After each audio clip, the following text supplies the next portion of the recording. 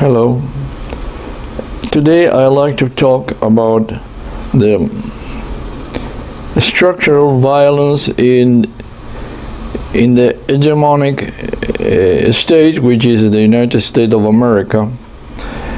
And I like to talk about violence especially because it's one of the central elements of the behaviors, individual but collective especially, and their actions that take place in interpersonal relations, in group of relations, collective behavior, and war. Now, why the United States? Because is the superpower and hegemonic power, and some call them an empire. Well, I call the United States a sui generis empire because it's not like the traditional empires like the UK or France in the last century. With there were empires, but then they lost their status. So the rival of the United States was the Soviet Union, and the Soviet Union helped to establish some equilibrium between the two main rivals, the capitalist rivals represented by the United States and their partners, especially in Europe. But why the United States is an empire? Well, that might be a long story, but to put things short, we have to think about its people, its history, and its geography.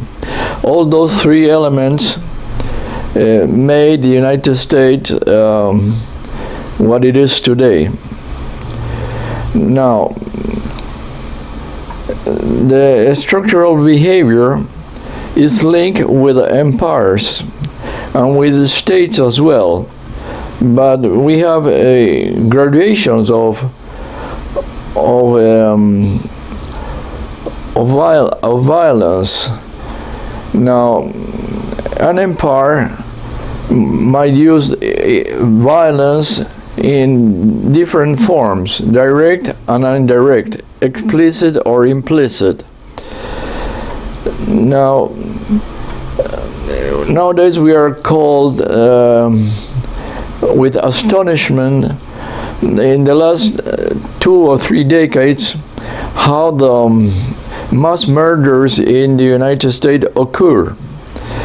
And that's, of course, might be attributed as the essence of the structural violence, and is a reflection of a given society. Now, the United States is an open society, and for themselves they call it their freedom to carry arms and to protect themselves. Well, that's might be a logical conclusion, but with restrictions. Of course, everybody needs to protect themselves, but there are institutions to protect civilians, which of course is the police organizations and things like that, and then to protect them from outside aggressions, they are the armed forces. But we always talking about defense. Of course, if everybody is defending themselves and no one is practicing the aggression, that might be a peaceful world. But that is not what it is. Now, the United States, after the collapse of the Soviet Union, being the sole superpower, exercised the violence over other societies and invaded other countries just with flagrant the flagrant violation of the Charter of the United Nations. But in the United Nations is powerless against the power, and is of course an undemocratic organization. And that story it was born like this after the Second World War. But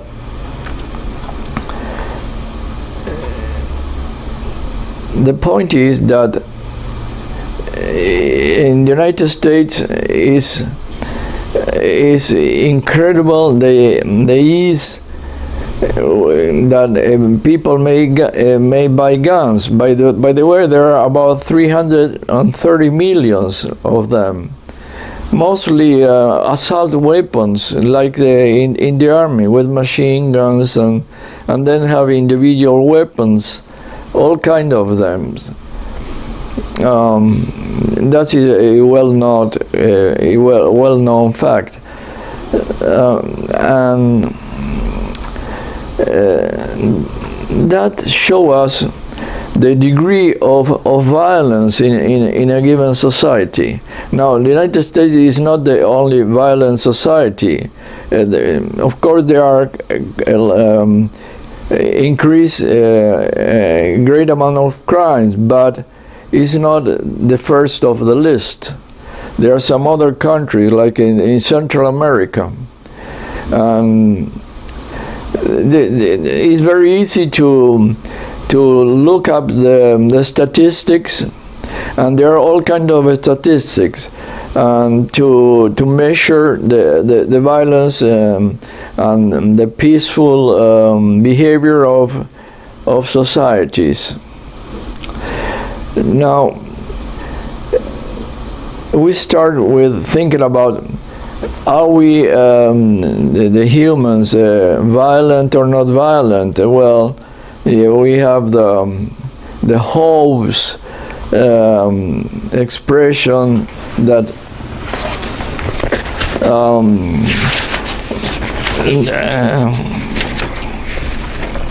bellum omnium contra omnes, or homo homini lupus. That means that the humans are in war, in bellum, against other humans, of course. And the other, omnes, omni lopus, is man is the enemy, the wolf of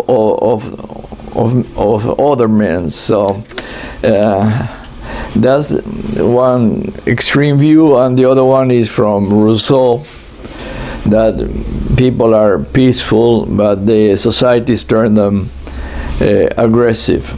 Well, those extremes positions help to find some conclusions. Nevertheless, with the evolving of the psychology in the last 19th century and 20th century, starting with Freud, but Schopenhauer talked about all things earlier, but he was a philosopher. Now, when medical doctors say something, are taken more, let's say, with more interest. So he described the pulsion of Eros and Thanatos, where are very strong ones. And besides, if we go far, we go back into the cave age, that when we live in the caverns, in the caves. Well, the men were ready to use violence in defense of their group, of their small groups, or of their children.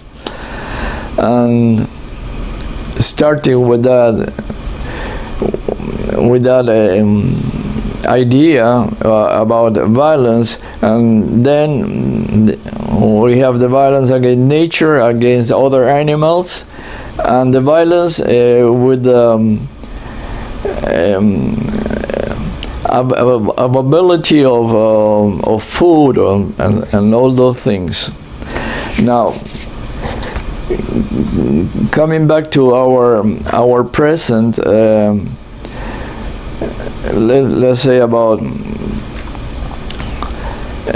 Maslow made hierarchical needs, and that's very interesting regarding the behavior individual and collective, because societies are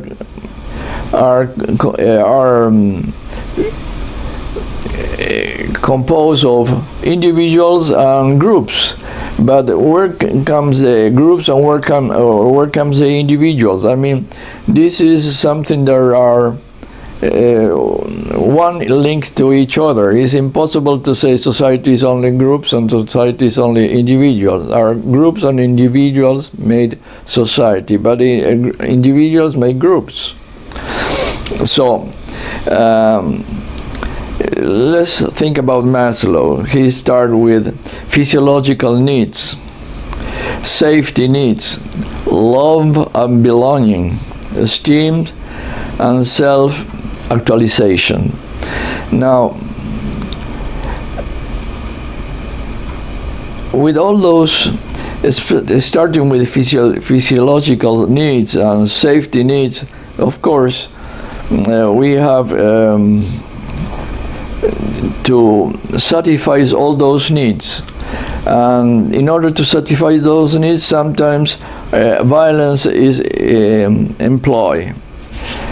But then we have this is the individual hierarchical individual needs, and those are links with another view about society. And I like to look about Bremer about how the individuals evolving from childhood, about their families, and the microsystem about the church, the family, the schools, and then he makes a reference to in between with the exosystems, which is external, and the macrosystem, which are ideologies and attitudes. All those things are linked together, and we have to think also about the cumulative impact of events too. So those things made a given behavior. Now, this is the behaviors are not homogenic, but we have to think in states and what they produce. Let's think about the United States. Of course, they have a ruling class, and is individualistic prone society. They have a radical fundamentalist view about the individual rights, which are the end results are the guns ownership, and the guns ownerships are linked with the producers because they are in an industry, and the producers are very powerful because that is linked with the military industrial complex. So we in the last 50 years, we have, since Eisenhower advised and called the attention about the military-industrial complex, and well, he was not listened to, because the military-industrial complex is so powerful, and that was increased during the confrontation with the Soviet Union, with the socialist idea, and also the Soviet Union had let's say sort of a Cold War, and they were producing weapons of mass destruction. So the peak was about 35,000 nuclear warheads, and in the USA, and about 35 or 40,000 in the Soviet Union, which is astronomical numbers. Now they are reduced to about 6,000 each, 6,000, 7,000, who knows. There are about 1,000 ready to be launched at any given time. By the way, violence calls to violence. Threats calls to defense. The United States, after the collapse of the Soviet Union, been advancing and threatening Russia. So lately, about a week ago, the president of Russia disclosed the weapons that the Russia Federation have in its arsenal, and which are so powerful and can evade all the anti-ballistic missiles, because they were successful in miniaturizing a nuclear engine, which are introduced in the cruise missiles, and they can go anywhere in the world. And also they have a new interballistic missile to replace what the NATO call them Satan, which they don't have the name to it yet. And that's a very powerful and a new submarine with sort of a mini submarine or drone underwater that can also with a nuclear engine and can go real fast and strikes in ports. So New York and other areas in the United States in the east and west might be a target. So we are living in a very, very dangerous world today, and we have to wait and see, because the behavior of the ruling elite in the United States, since they've been so powerful in the last 30 years or 40 years, they develop sort of omnipotence, which is very dangerous.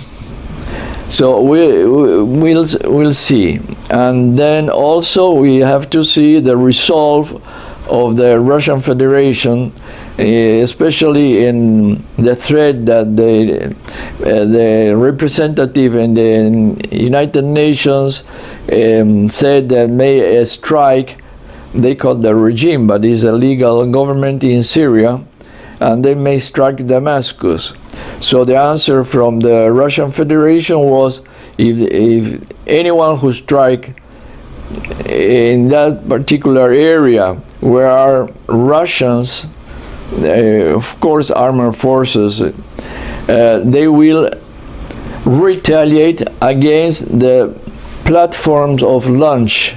That means United States ships or carriers, aircraft carriers. So that might be very, very dangerous, and then we might see what happened.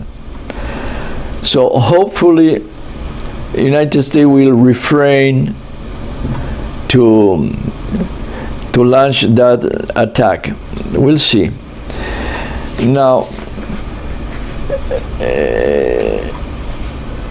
that violence can be managed and can be reduced. There are countries where the violence is very, very low indeed, and we have to, anytime we'll look at statistics, then we have to go to the countries, the North European countries, the Scandinavian countries, Denmark, Finland, Norway, Swedish. And so there are always small countries where they're real peaceful. So there is not a law that human must to be real dangerous to other humans. That can be managed. My position is that under the capitalist system that we live today, and that's almost impossible because the capitalists exacerbate all those dangerous and aggressive pulsions is in economy, in the individuals trying to compete with one another, because the ones who are left out in these systems, they don't have any social protection.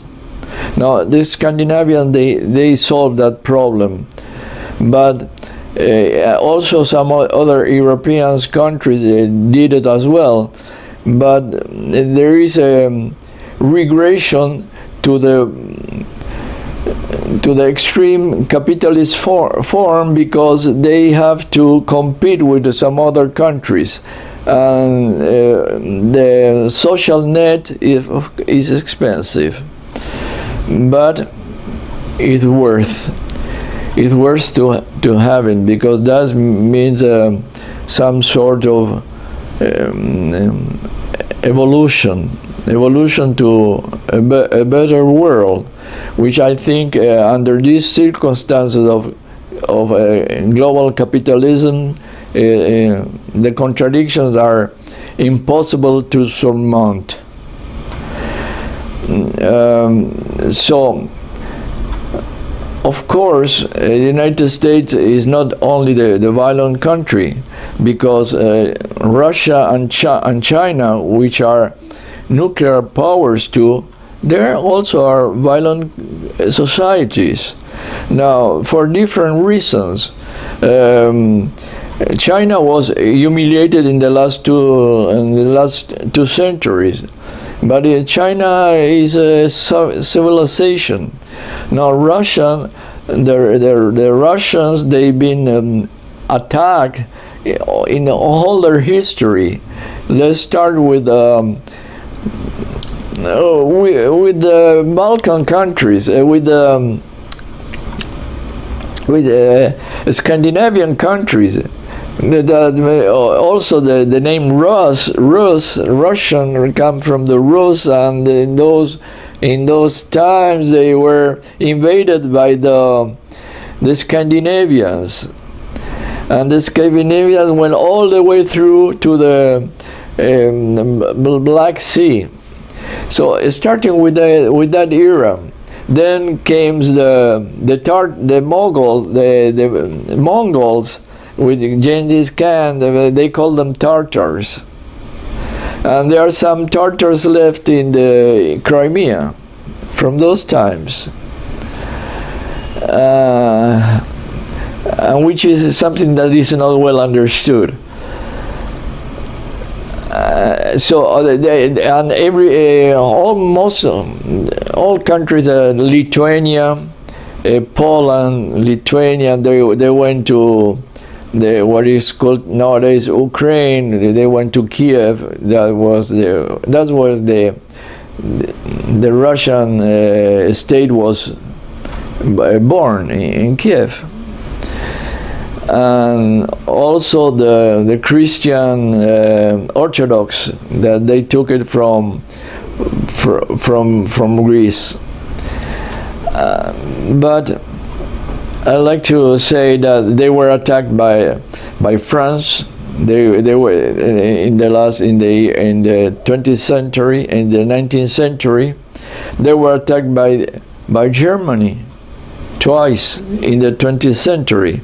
The Germans with their allies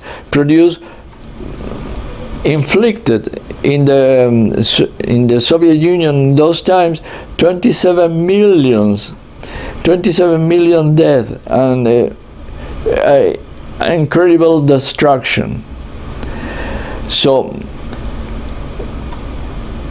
it's very logical that Russia will not allow that to happen again, and then of course they are very concerned about their safety, because history shows them that they have to take care of themselves. Otherwise, they are massacred, like what happened in the Second World War.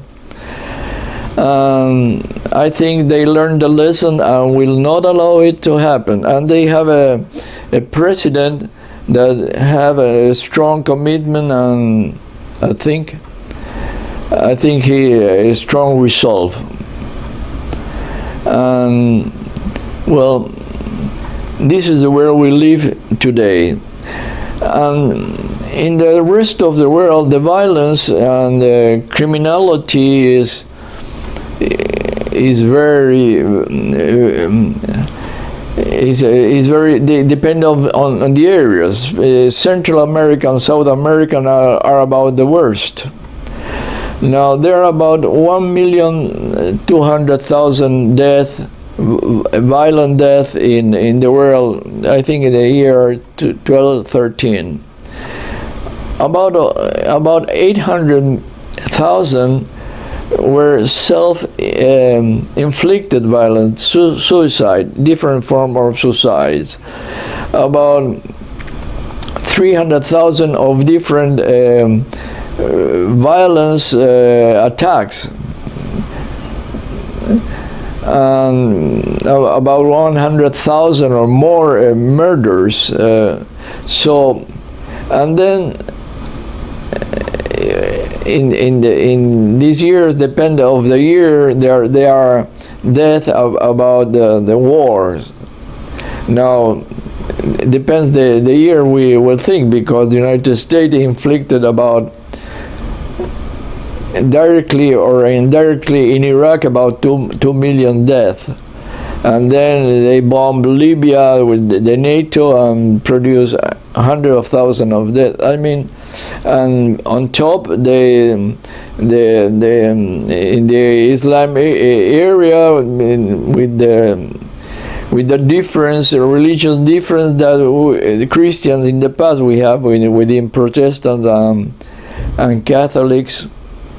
We have a history in that sense, but that belongs to 500 years ago. So, but in Islam, they still have that problem which has been unresolved, and that's linked with the Shias and Sunnis, and the Shias are in Iran, but those are also sort of religious violence. And well, this is what I wanted to talk about, the structural violence. There are societies that in the core of their structures is violence. And then also we might think about social violence, and then violence are in all kinds of subjects, but we are concerned about the social violence, and that's something that have to be resolved. Now we'll see. Either we destroy ourselves or start thinking about some other societies. Now, thinking about the United States, lately I think that it's very promising that the teenagers are reacting because they are affected. They are affected by the violence in their schools, and they don't. The politicians, which are all persons, so they have their views, and they sacred Second Amendment, which can be changed by another amendment. So it's very interesting to see how the youth and the social media, and they're mobilizing themselves, which is a very hopeful sign, because they will be adults in 10 years' time. Less than that, but they will be professionals and things like that, and things I hope they may change. Also, in the political ideas, they're changing because they were pro Bernie Sanders, so which claimed himself to be a socialist. Well, I don't like to start criticizing him whether he's socialist or not, but the interesting thing is that they're using the socialist word, and it's not any longer taboo. I remember when I was living there 50 years ago, to say that someone was socialist, that was impossible to live in the USA in those times. But nevertheless, I was not socialist in those days.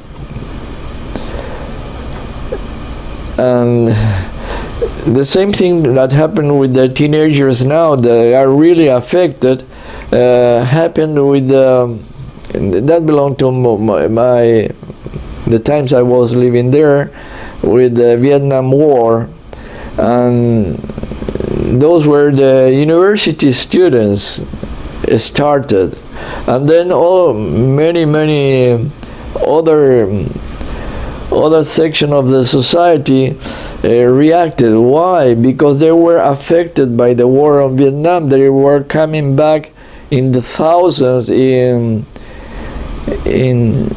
were coming dead. The television was something to look every night, and the society at large took notice that what was happening. So, but that movement lost strength, let's call it entropia. That might be a subject to another talk. So that's what I wanted to say about the structural violence, especially in the United States, because it's a paradigm country and society nowadays. So I appreciate your attention. I'd like to thank you for watching my talk.